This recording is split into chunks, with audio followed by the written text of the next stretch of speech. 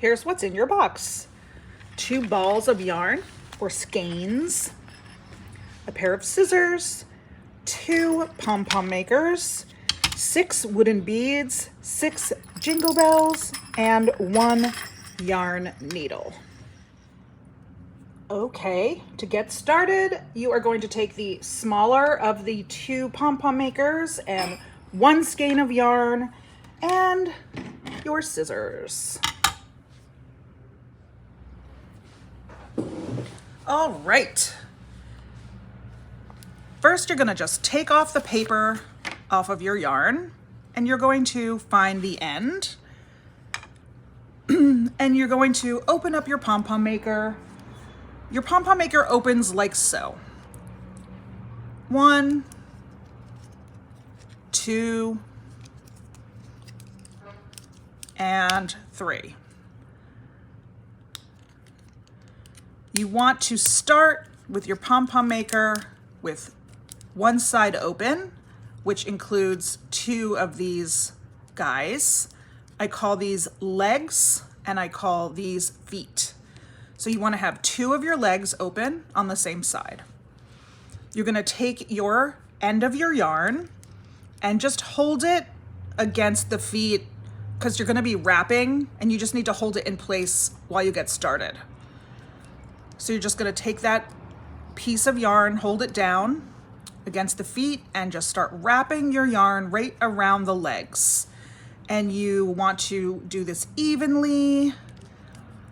It doesn't have to be tight per se, but the strands should be taut and just as evenly as you can.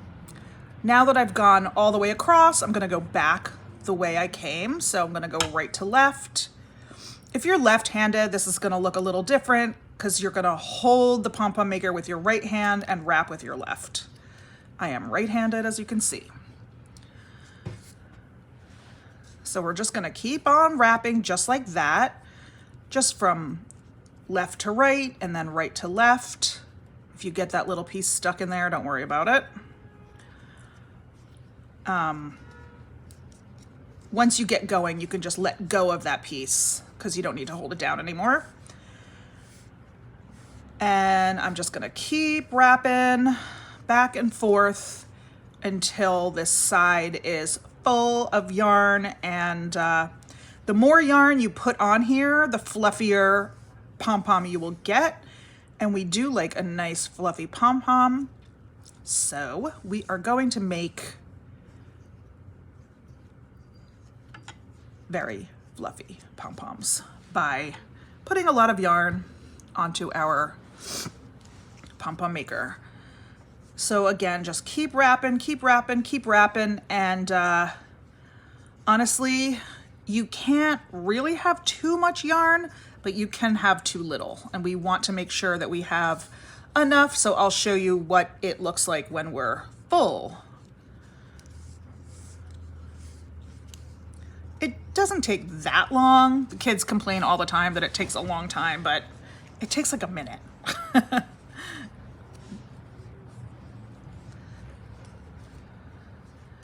So back and forth.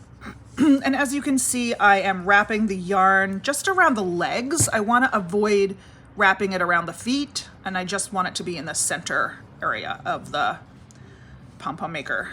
So I'm pretty much getting to the end. And you'll notice that the pom-pom maker will start to, the yarn will start to bubble out up here, and that's what you want. You want it to look nice and full. I call this, when it gets to this point, a chubby caterpillar. And when you have a chubby caterpillar, that's how you know you're done. And then you close those legs, or close the door, as I like to say, and just snip off your excess. It doesn't matter how long or how short or where or when, you know, like just cut it off, you're fine. And then you are going to open up this side of the pom-pom maker and do the exact same thing on this side.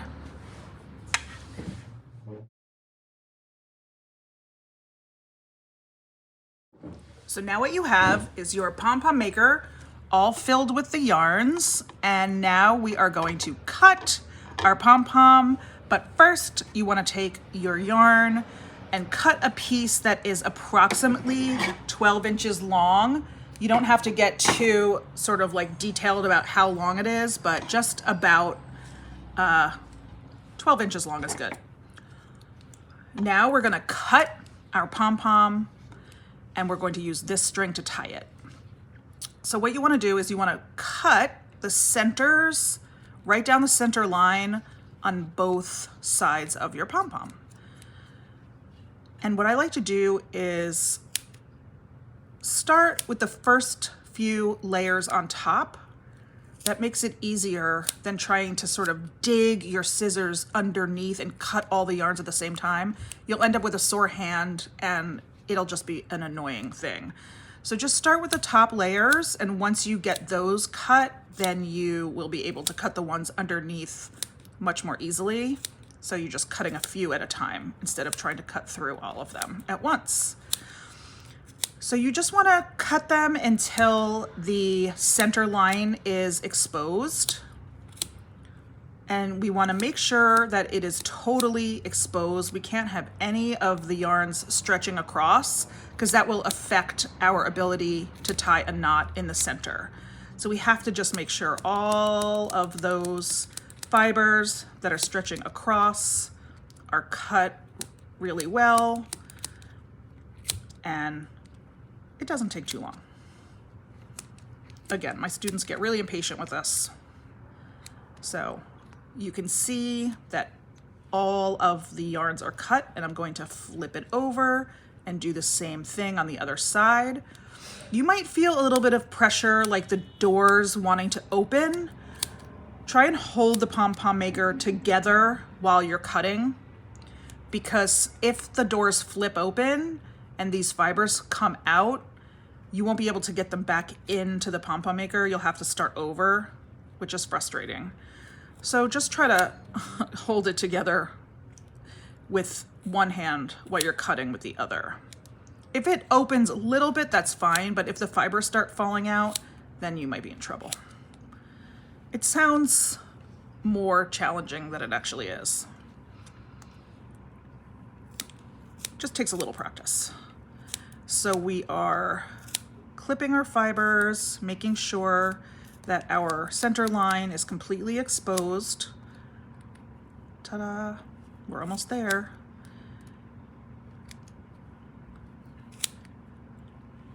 Even if you have just one strand going across like that, it will be bad news. So you just want to make sure that you have cut all of them from top to bottom. Okay.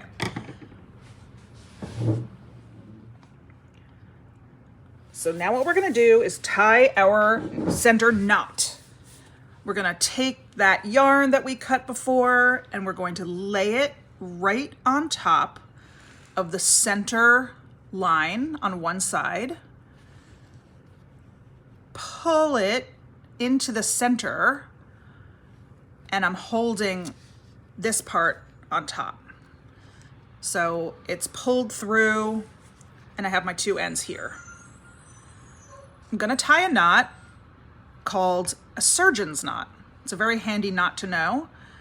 You're gonna tie just like you're tying your shoes. Then you're going to put this under one more time. And that is a surgeon's knot. Pull it until you feel it go all the way into the center, and you should not be able to see it at all because it's way down in there. Pull it nice and tight and then give it a double knot.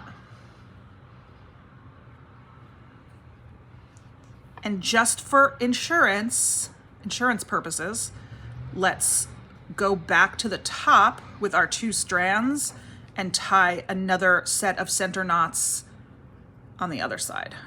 Because this is so important. If this isn't done tightly enough, your entire pom-pom will fall apart. And it's really sad when that happens because you can't pick it up and put it back in here. You just have to start over. Okay, so now I have two sets of knots in the center and I am ready to release my pom-pom. Now, the fun part. We're gonna take out our pom-pom and see how it looks. You're just gonna find your feet, lift them one at a time. Find the other two, lift those guys one at a time. And then you're gonna take your white parts of your pom-pom maker and sort of jimmy them apart. Ta-da! You have a pom-pom! A shaggy, raggy pom-pom. So this is the part where you definitely want to have something underneath your workspace, whether it be a bowl or a box, or you could do this right on top of the trash can. Here I have a plate. You're just gonna go ahead and snip these two strings because you don't need them anymore.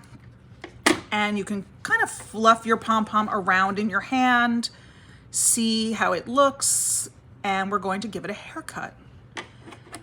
So what you want to do is just go around, cut the straggly pieces off, the ones that are obviously too long, and keep turning as you go. This is actually really fun and relaxing.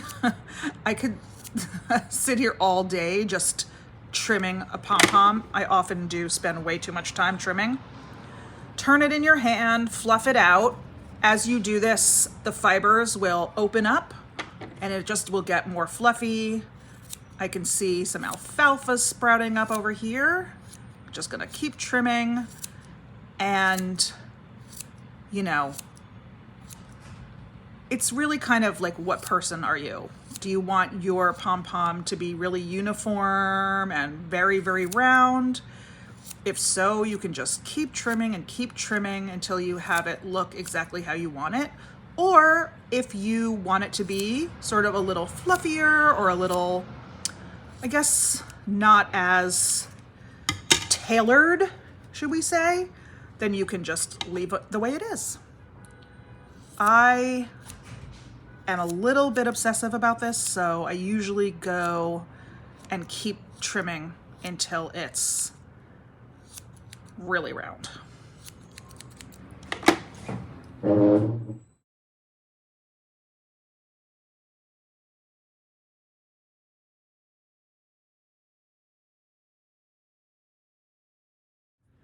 Okay, so I finished this guy, looking good. And what you could do now is you could take your larger pom-pom maker and you would do it the exact same way. Just takes a little bit longer because it's going to be bigger. You can decide if you want some big and small ones together on your garland, or if you want to do all small ones, all big ones. I think a mixture of big and small is nice. For this video, I'm going to show you how to string it together just using the large ones, but you can obviously do whatever you like on yours. So this is the part where all of your hard work pays off. We are going to string together our garland and be finished with our garland project. So the first thing you want to do is just take a piece of yarn and cut it to be double wingspan. So that means fingertip to fingertip with your arm stretched out. That's one wingspan, and double that so that you have a 2 wingspan piece of yarn. And you can go ahead and just snip it at the top so that it's 2 separate pieces. Now you're going to thread your yarn needle. I usually fold them over a little bit. It makes it easier to push it through that hole. And voila. You're gonna pick up your first pom-pom and you're going to stick your needle through the center, and you really want to find the center of the pom-pom as much as possible. And you're gonna just kind of feel around for a place for the needle to go through easily. And you have just strung your first pom-pom on. And now you can pick up a wooden bead, put that on. If you want to put on a bell there too, that would be cute. So again, this is really like how you want it to be.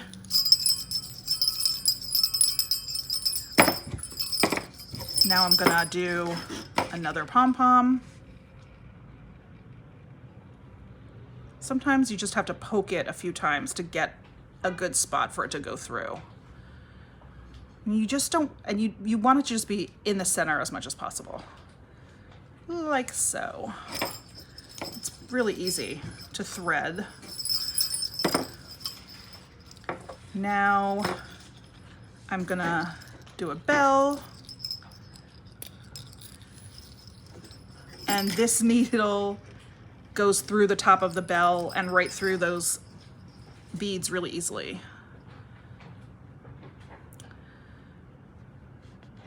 Sometimes I might find an alfalfa on my pom-pom and just give that a little trim.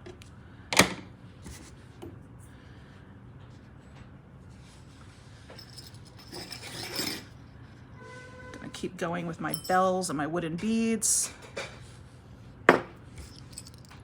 If you like, you could even paint your beads. You could draw on them with markers. They kind of look cute no matter what you do to them.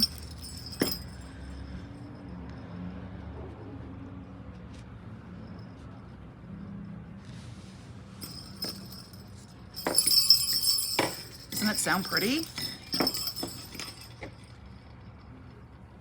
You could hang it on a tree, you could hang it on a wall, you could hang it on your front door. I just think they're so pretty. I kind of like them year round, actually.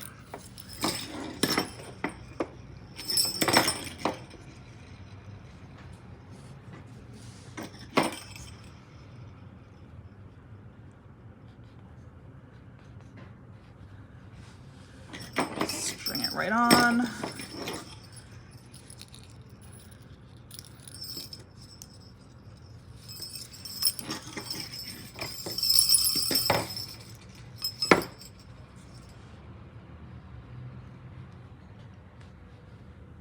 And we have all of our pom-poms on.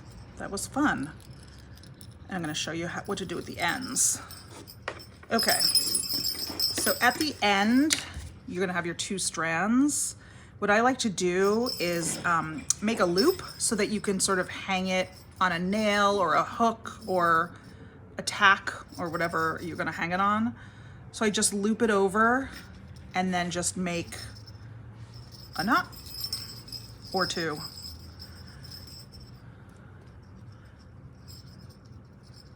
It's a slip knot, so if you aren't happy with it, you can take it out.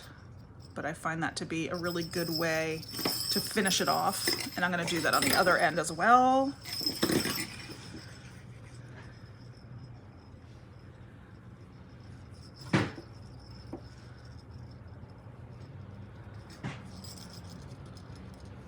Ta-da! And you can space your pom-poms out however you like. You can put them close together, far apart. You can make more, you can make less, big, little. Be creative.